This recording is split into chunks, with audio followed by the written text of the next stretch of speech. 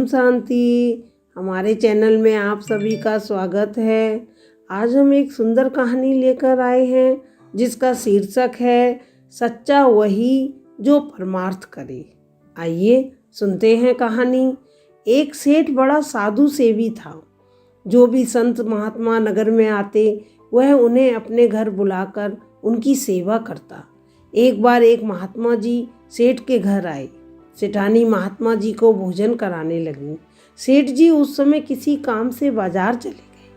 भोजन करते करते महात्मा जी ने स्वाभाविक ही सेठानी से कुछ प्रश्न किए। पहला प्रश्न यह था कि तुम्हारे बच्चे कितने हैं। सेठानी ने उत्तर दिया कि ईश्वर की कृपा से 4 बच्चे हैं।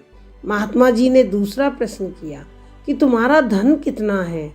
उत्तर मिला कि महाराज ईश्वर की अति कृपा है, लोग हमें लखपति कहते हैं। महात्मा जी जब भोजन कर चुके तो सेठ जी भी बाजार से वापस आ गए और सेठ जी महात्मा जी को विदा करने के लिए साथ चल दिए।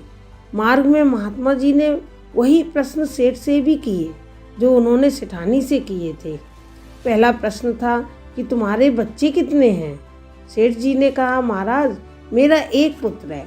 महात्मा जी दिल में सोचने लगे कि ऐसा लगता है सेठ जी झूठ बोल रहे हैं। इसकी पत्नी तो कहती थी कि हमारे 4 बच्चे हैं और हमने स्वयं भी 3-4 बच्चे आते जाते देखे हैं और यह कहता है कि मेरा एक ही पुत्र है। महात्मा जी ने दोबारा वही प्रश्न किया, सेठ जी तुम्हारा धन कितना है।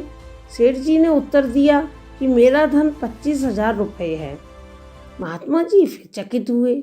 इसकी सेठानी कहती थी कि लोग हमें लखपति कहते हैं, इतने इनके कारखाने और कारोबार चल रहे हैं और यह कहता है मेरा धन 25,000 रुपये है।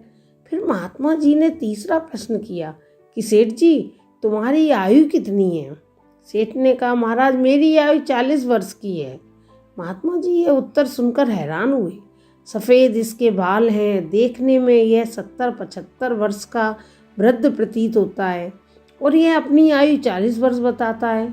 सोचने लगे कि सेठ अपने बच्चों और धन को छुपाए परंतु आयु को कैसे छुपा सकता है। महात्मा जी रह न सके और बोले, सेठ जी ऐसा लगता है कि तुम झूठ बोल रहे हो। सेठ जी ने हाथ जोड़कर विनय की, महाराज झूठ बोलना तो वैसे ही पाप है और विशेषकर संतों के साथ झूठ बोलना और भी बड़ा पाप है। आपका पहला प्रश्न मेरे बच्चों के विषय में था ना। वस्तुतः मेरे 4 पुत्र हैं किंतु मेरा आज्ञाकारी पुत्र एक ही है। भक्ति भाव पूजा पाठ में लगा हुआ है। मैं उसी एक को ही अपना पुत्र मानता हूँ।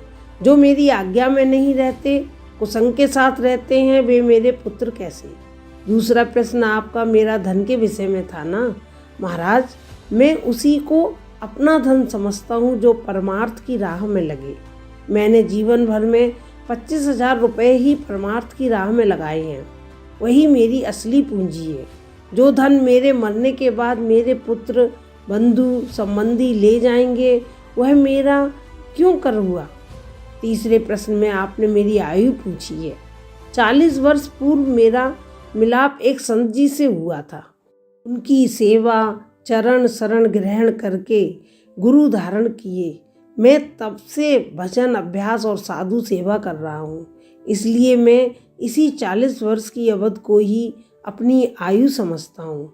जब कभी संत सज्जन महापुरुषों का मिलाप होता है, उनकी संगत में जाकर मालिक की याद आती है। वास्तव में वही घड़ी सफल है, शेष दिन जीवन के निरर्थक। ओम शांति।